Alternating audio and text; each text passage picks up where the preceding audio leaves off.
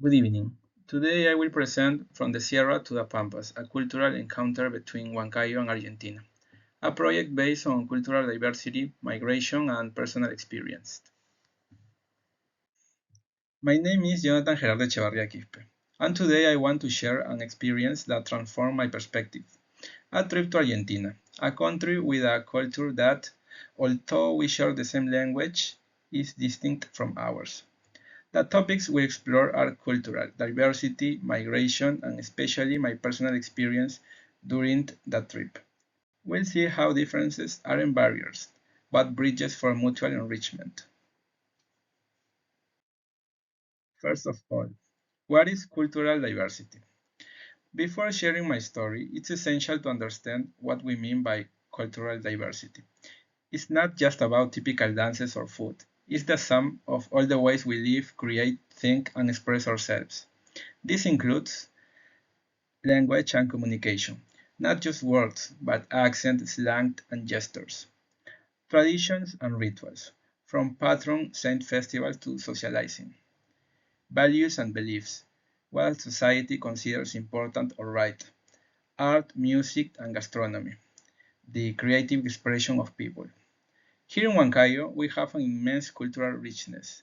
The Santiago, our warm wino, recognizing our own heritage is the first step to valuing others. So, my trip was from Huancayo to Buenos Aires, Argentina. The place I visited was Buenos Aires, Argentina.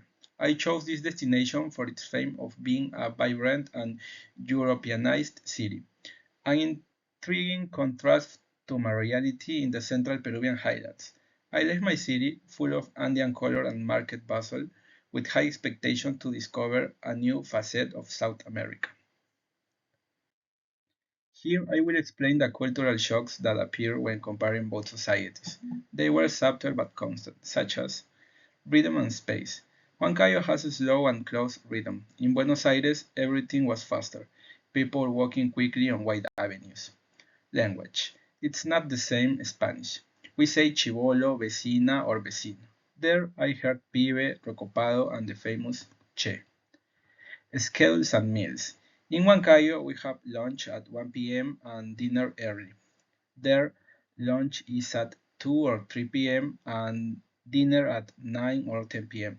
It took me time to adjust my stomach to those new schedules. Passion for soccer versus passion for carnivals.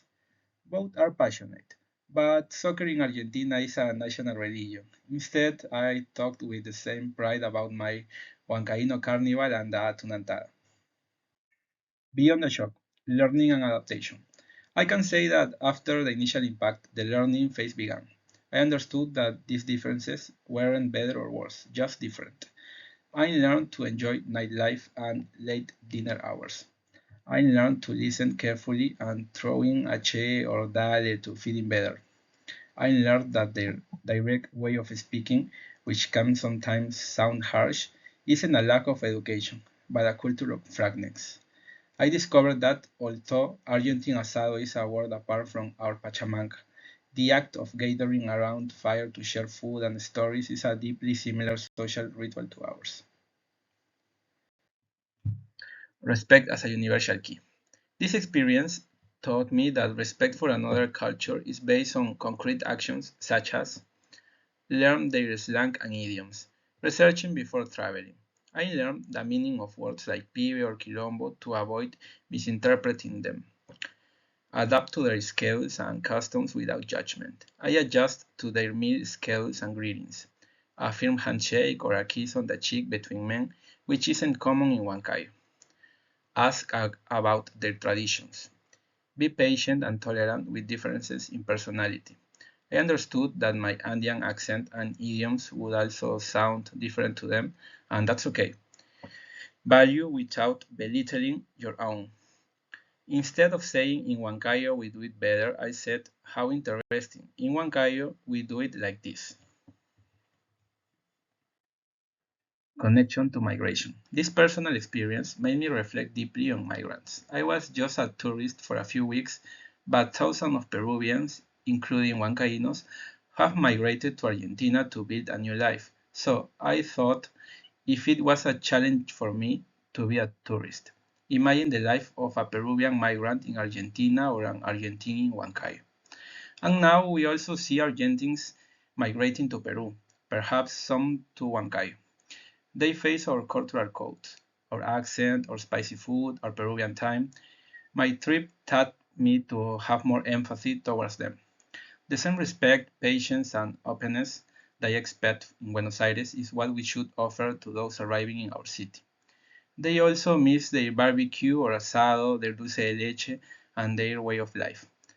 So, let's be empathetic hosts, remembering that we are also migrants. Finally, to conclude, this trip was more than just a stroll. It was a life lesson. Cultural diversity on the same continent and with the same language can be enormous and enriching. Traveling or migrating take us out of our comfort zone and make us appreciate both the new and our own. Respect is the bridge that allows us to connect with any culture, whether as a visitor in Argentina or as a host in our beloved Huancayo. I learned that beneath differences, accents, and costumes, South Americans share the same warmth, humor, and desire for connection. Thank you.